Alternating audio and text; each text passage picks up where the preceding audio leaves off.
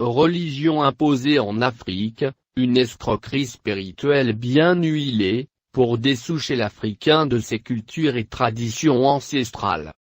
Écrit par Dr. Ngati Mvuen Apollinaire. L'enfant Tikar du Cameroun. Voix narrative, Monsieur Mathieu, pour le compte de Astrid. Chapitre 6.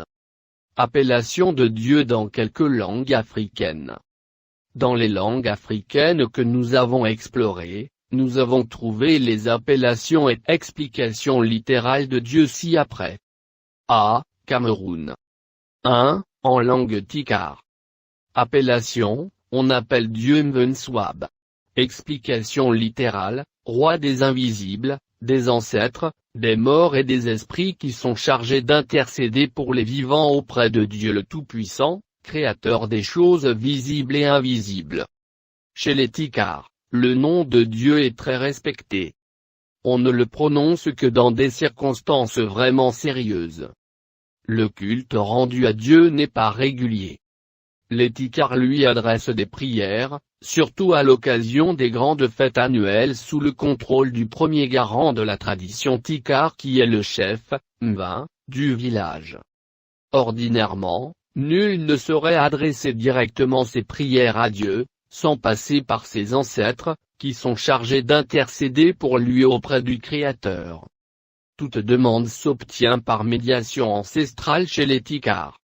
Pour la plupart du temps, c'est le culte des ancêtres qui est respecté chez les Tikar, parce que les morts sont considérés comme présents dans la vie quotidienne des vivants.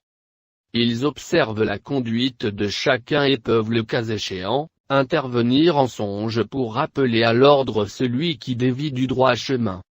Le chef dans ce cas, est le plus surveillé de tous, et c'est pour cette raison que lorsqu'il y a des maux qui minent le village, il a l'obligation, le droit et le devoir de faire de sacrifices, ou des libations de vin, et de la nourriture, en guise de reconnaissance et d'appel à intervenir.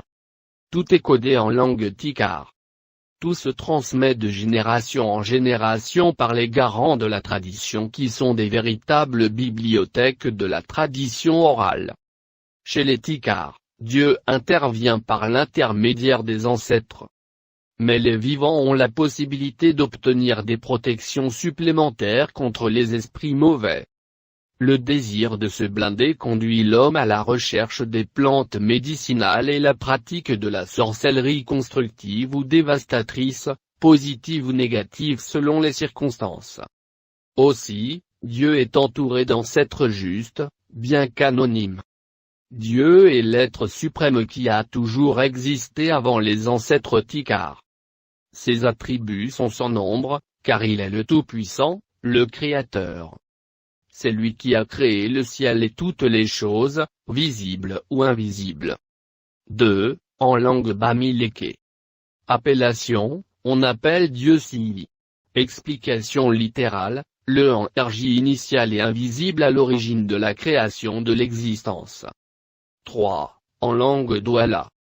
Appellation, on appelle Dieu Loba, Owazi, Iwonde, Ebazi. Explication littérale, celui qui est l'essence de tout, le maître du temps, le créateur incréé, celui en qui tout se meut et qui se meut en tout. Les Douala, une tribu de la côte camerounaise, avaient bel et bien des croyances religieuses bien ancrées avant l'avènement du christianisme, qui a foudroyé leur héros. Les Douala sont une tribu monothéiste, qui croit en l'existence d'un seul Dieu suprême et créateur de toutes choses, qui s'est fait connaître aux hommes, par des intermédiaires, dont le devoir est d'intercéder en notre faveur auprès de lui. En effet, les religions africaines dans la plupart, stipulent que dans l'œuvre de la création, l'humain est un des êtres inférieurs et ne peut de ce fait s'adresser directement au Créateur. Le panthéon des divinités chez les Douala, est stratifié de telle sorte qu'il y ait le Dieu créateur, des divinités et esprits inférieurs à lui, qui vivent soit au ciel, soit sur terre, servant d'intermédiaire entre les hommes, et le Créateur, et leur faisant connaître sa volonté. On peut déjà voir que ceci ne signifie en aucun cas, que les Africains faisaient l'amalgame entre les divinités et le Créateur parce que dans la conception, une interaction directe avec le Créateur est une chose quasi impossible, et qu'il faut donc absolument passer par des intermédiaires désignés à cet effet pour rester en contact avec le divin. Les Douala nomment ainsi Dieu Nyambévéké, celui qui est l'essence de tout, le maître du temps, le Créateur incréé, celui en qui tout se meut et qui se meut en tout. Ils le définissent comme suit: Nyambé le générateur de tout Emuo Ekipeki, le concepteur sans faille du plan initial, il est également Eweke, le créateur incréé qui expulse de lui le tout, il est aussi Ekombe, le souverain maître de Misipo l'univers, et enfin il est Bouyandi, l'éternel.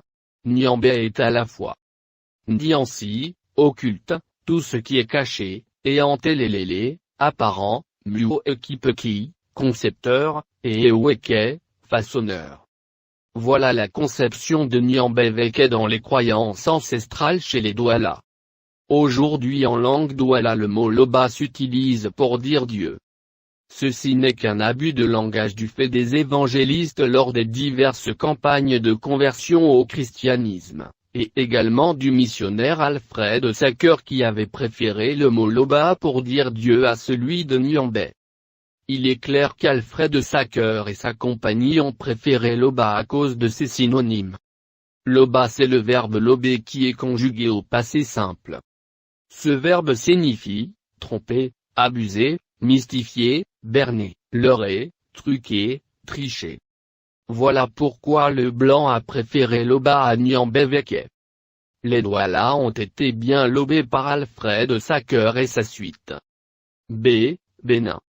En langue fon. Appellation, on appelle Dieu Moru. Explication littérale, Dieu créateur, Maou, au-dessous duquel se trouvent d'autres dieux inférieurs, Sakpata, dieu de la variole, Ogun, dieu du fer, Mamiwata, déesse de l'eau, et Setra, qui servent d'intercesseur à l'homme pour atteindre Dieu Tout-Puissant. C'est Nigeria. En langue yoruba.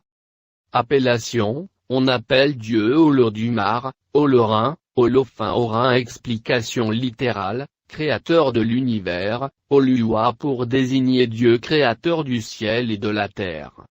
Chaque langue africaine a une appellation sacrée du nom de Dieu. Chaque localité en Afrique a sa façon d'adorer Dieu depuis la nuit des temps. Et Dieu lui-même sait que les Africains ont été escroqués spirituellement. Seuls les Africains eux-mêmes ne le savent pas encore.